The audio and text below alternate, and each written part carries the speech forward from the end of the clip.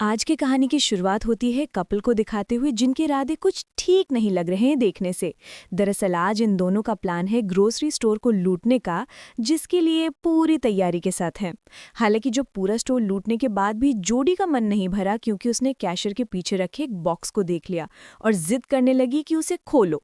लेकिन वो कैशियर उसे आगाह करता है कि इसमें वो नहीं है जो वो उसे चाहिए, इसलिए उसे मत खोलो। लेकिन जोडी के मन में लालच था, इसीलिए उसने उसे खोल दिया। तब एक गोली की आवाज़ आई। हम सीधा पहुंच गए एक वीराने जंगल में, जहां एक सहमी सी अकेली लड़की, जो न जाने कब से यहां भूख के कारण भटक रही है। आगे पीछे उसके कोई नहीं था। न जाने क्या हुआ था उसके साथ अतीत में, जो अभी इस हाल में है वो। लेकिन फिलहाल अभी उसे अपने सामने एक लकड़ी की झोपड़ी दिखाई देती है। वो फौरन उसके अंदर चली गई, जहां समांथा को खाने से भरा एक बैग दिखा। जो कुछ भी था उसके हाथ लगा, उसे वो खाना शुरू कर देती है। लेकिन तभी बाहर से किसी की डरावनी आहट सुनाई दी। कोई तो है जो इस तरफ बढ़ रहा है। इस डर के चलते ही समांथा वहां रखे एक बेड के नीचे छुप गई। तभी वो शख्स अंदर आया। हाथ में उसके कुल्हाड़ी थी, पर वो कौन था ये हम नहीं देख सके। उसने अपने खाने का बैग उठाया और चुपचाप चल पड़ा। नीचे छुपी समांथा चुपचाप सहमी सी छुपी रहती है। जब कुछ समय बीत गया तो उसने निर्णय लिया कि अब उसे यहाँ से बाहर निकलना चाहिए। इसीलिए वो फौरन भागने का फैसला करती है। लेकिन तभी अचानक उसकी टक्कर उसी आदमी से हो गई जिसका नाम टॉम था। लेकिन वो उसे कोई नुकसान नहीं पहुंचाता, बल्कि वो तो उसकी मदद करता है। जो देख समांथा उससे माफ़ी मांगती है कि उसने उसके बैग से खाना चुराया, क्योंकि वो 2 दिन से भूखी थी। दरअसल उसकी कार खराब हो गई है बीच रास्ते में, तो उसका हस्बैंड पास के ही पेट्रोल पंप पर गया है मदद के लिए, लेकिन अभी तक वो लौटा ही नहीं। इत्तेफाक की बात यहाँ ये थी कि टॉम की कार भी खराब हो चुकी है, बल्कि वो तो यहाँ 3 दिन से फंसा हुआ है। अब ये सुनते ही समांथा घबरा गई और कहा कि उसे जाना होगा अपने पति के लिए। हो सकता है कि वो आ गया हो। तो टॉम भी उसके साथ जाता है, लेकिन वहाँ कोई नहीं था। इसीलिए दोनों वहाँ एक नोट छोड़ देते हैं। कुछ गर्म कपड़े लेकर वापस उसी झोपड़ी में आ गए। अब रात होने पर यहाँ का तापमान बहुत ज़्यादा गिर जाता है। इसीलिए टॉम उसे कंबल ओढ़ने को कहता है, जो वो कार से लेकर आई थी। पर उसे ये समझ नहीं आया कि उसका पति उसे ऐसे बीच जंगल में अकेले छोड़कर क्यों चला गया। साथ लेकर भी तो जा सकता था। तो समांथा ने बताया कि वो प्रेग्नेंट है, इसीलिए उसने ऐसा किया होगा। ये सुनने पर टॉम उसके बेड पर सोने को कहता है और खुद जमीन पर सोने की बात करता है। सोने से पहले उसने उसे पीने का पानी दिया, जो कि वो पास में बह रही एक झील से लेकर आया था। लेकिन अजीब बात यह थी कि अगले दिन जब वो वापस गया तो वो झील का नामो निशान ही नहीं था। पर इन्हीं उलझन भरे सवालों को लेकर दोनों सोने के लिए चले जाते हैं।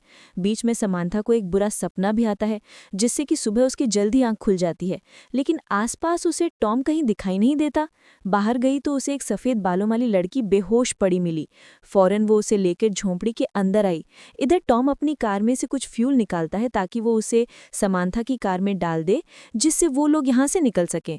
इधर इस तरह उस सफ़ेद बाली वाली लड़की को होश आता है। तब हम पहचान पाते हैं, अरे ये तो जोड़ी है, वही ग्रोसरी स्टोर पर चोरी करने वाली लड़की। पर ये यहाँ कैसे आ गई? अब जब उसने समांथा को देखा, सोचा कि ये कोई गलत औरत है और ये जगह उसी की है। तो समांथा ने उसे पूरी दास्तान बताई, लेकिन अब भी उसे उस पर यकीन नहीं हो रहा था। इसीलिए गुस्से में वो उस झोंपड़ी से बाहर चली गई। इस दौरान टॉम फ्यूल लेकर आ रहा होता है, तो अचानक 2 बारी गोली चली, जिससे वो इतना ज़्यादा डर जाता है कि उसके हाथ से वो फ्यूल गिर जाता है। उसने आवाज़ लगाई, क्या कोई आसपास है? पर यहाँ कोई नहीं था, इसीलिए वो वापस आ गया। उसने एक अनजान लड़की को समांथा के साथ देखा, जो असल में जोडी ही थी। उसने बताया कि उसके बॉयफ्रेंड के साथ उसकी लड़ाई हो गई, इसीलिए वो उसे यहाँ अकेला छोड़कर चले गया। पर अब उसे घर वापस जाना है।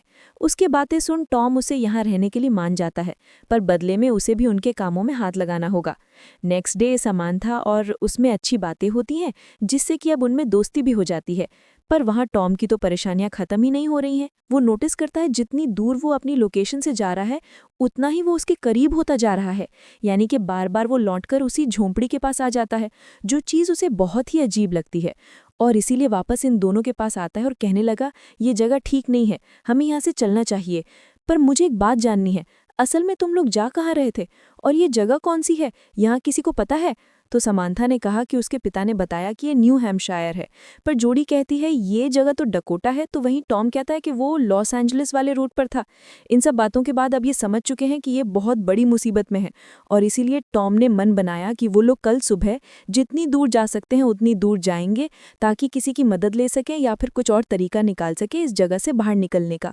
रात होने पर जोडी और टॉम दोनों एक साथ एक बड़ा ही अजीब सपना देखते हैं, जिसमें उन्हें कोई इंजेक्शन लगा रहा है, और कुछ इसी तरह का समैंथा का भी था, जिसमें वो दर्द से कराह रही है। खैर सुबह हुई तो ये लोग अपना सामान समेट कर चलना शुरू करते हैं।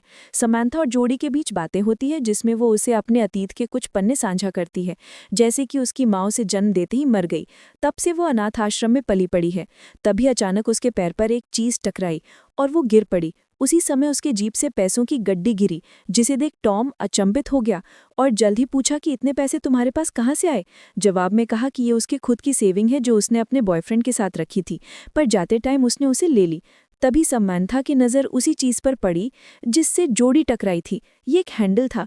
जब टॉम ने अपनी कुल्हाड़ी से उसे तोड़ा तो वो असल में एक जर्मन बंकर होता है, जिसके अंदर सारी जंगी सामान रखे थे और कुछ कैन फूड भी थे जिस पर नाजी आर्मी का सिंबल बना था। यहाँ समैंथा बताती है कि उसके पिता पहले युद्ध लड़े थे, इसीलिए उसके घरों में ऐसे सामान काफ़ी आते जाते रहते हैं। टॉम उन सभी कैन को बाहर लाता है और फिर दोनों को लेकर बाहर आता है, लेकिन परेशानी की बात ये थी कि ये फिर उसी केबिन के पास आ गए थे। अब इनके हिसाब से तो ये सीधा चल रहे थे, पर शायद इनके हिसाब से कुछ भी यहाँ चलने वाला नहीं है। अगले पल हम देखते हैं कि तीनों ही डिनर करते हैं। देन दोनों लड़कियां आपस में बातें करती होती हैं, तो जोडी समैंथा से सच कह देती है कि वो चोरी करती है क्योंकि उसके अलावा उसके पास कुछ करने को नहीं है, वो पढ़ी लिखी नहीं है। समैंथा ने उसे गुजारिश की क्या वो उन पैसों को दोबारा देख सकती है जो उसने लूटे थे, क्योंकि इतने पैसे उसने आज तक नहीं देखे। तो जोडी खुशी खुशी उसे वो पैसे दिखा देती है, जो देख उसे हंसी आ गई, क्योंकि ऐसा लगा कि वो मजाक कर रही है, क्योंकि उस पर स्टैंड 1984 का था। उसके हिसाब से वो पैसे फ्यूचर के हैं। पर जोडी ने कहा कि नहीं, वो 1984 ही में रहती है, लेकिन समैंथा के हिसाब से ये साल तो 1964 का है। अब ये सब कुछ बहुत ही अजीब था, यानी कि दो औरतें हैं, सेम जगह पर हैं लेकिन डिफरेंट टाइमलाइन से, अलग अलग समय से। अब जब टॉम आया तो उससे भी यही सवाल किया गया कि वो किस साल से है, तो वो कहता है कि वो 2011 से है। अब ये सुनने के बाद उन दोनों ने अपनी पूरी कहानी बताई। पहले तो टॉम को ये सब मजाक लगा, लेकिन उनके शब्दों के भारीपन को देखते हुए वो समझ गया कि ज़रूर कुछ तो गड़बड़ है। इतने में अचानक बाहर से गोली चलने की आवाज़ आई। कौन बार बार गोली चला रहा है? जब देखा गया तो पता चला कि वो कोई अनजान शख्स है जिसके हाथ में बंदूक है। इन्हें मदद की ज़रूरत थी, इसीलिए वो बाहर आया। उसे कहने लगा कि वो लोग मुसीबत में हैं, पर वो आदमी जर्मन में कुछ बोलने लगता है जो वो समझ नहीं पाया, लेकिन इतना वो समझ गया कि वो उस कुल्हाड़ी को फेंकने को कह रहा है, इसीलिए उसने वही किया। जब उसकी आंख खुली तो अगले क्षण वो तीनों ही कैद थे और वो जर्मन गायब था। अब उन्हें कहीं ना कहीं ये समझ आने लगा है कि हो सकता है कि उन्होंने समय यात्रा की हो। वो तीनों ही कैद थे और वो जर्मन गायब था। तो सुन सबसे पुराने सन की समैंथा ने पूछा, क्या 2011 तक समय यात्रा मुमकिन हो चुकी है? तो टॉम कहता है कि नहीं, ऐसा कुछ नहीं बना था। थोड़ी देर बाद वो जर्मन लौटकर आए तो टॉम की रस्सियों को खोल दिया, फिर बाहर ले जाकर उसे खूब मारा पीटा, देन अंत में उसे एक पेड़ से बांध दिया। फिर अंदर आया और उन लड़कियों से पूछने लगा कि वो कौन है और कहाँ से आई हैं। तभी उसकी नज़र जोडी के लॉकेट पर पड़ी, जिसके बारे में वो उससे पूछने लगा। सिर्फ समैंथा ही थी जिससे जर्मन आती है, इसीलिए वो उसे समझाती है कि वो लॉकेट उसकी माँ का है और वैसे ही सेम उसके पास भी है।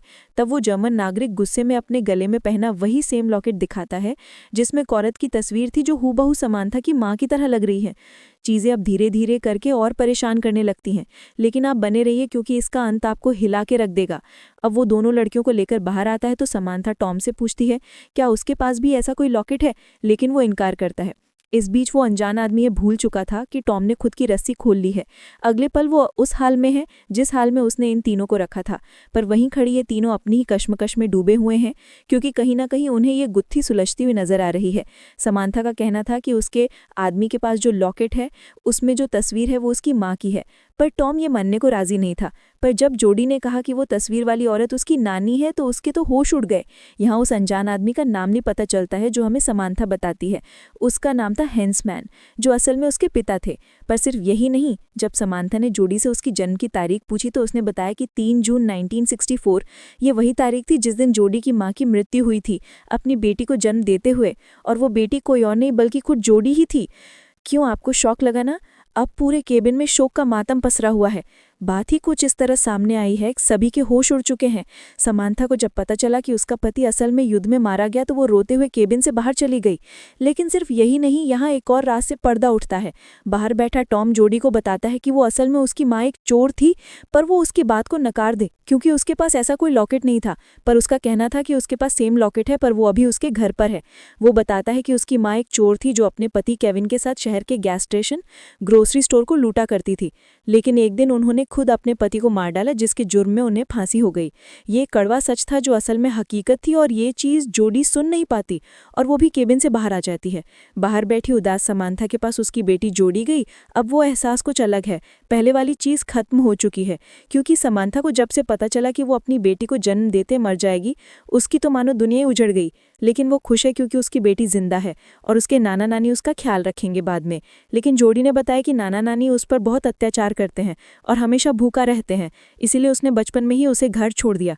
ये सुनने के बाद वो रोने लगी और फौरन केबिन में आकर हैंसमैन यानी कि अपने पिता को सारी बात समझाई और फिर उसे फ्री करने की कोशिश में लग गई। पर टॉम उसे ऐसा करने से मना करता है क्योंकि वो खतरनाक हो सकता है। पर समांथा को यकीन है कि उसके पिता उसे कुछ नहीं करेंगे। लेकिन जैसे ही वो फ्री हुआ, अपनी बंदूक और कपड़े लेकर भाग गया वहां से। इस बीच समांथा को फिर से अपना वही डरावना सपना याद आता है जब वो अपने बच्चे को जन्म देते मर गई थी, क्योंकि उस समय एडम यानी कि उसका पति जंग में था और घर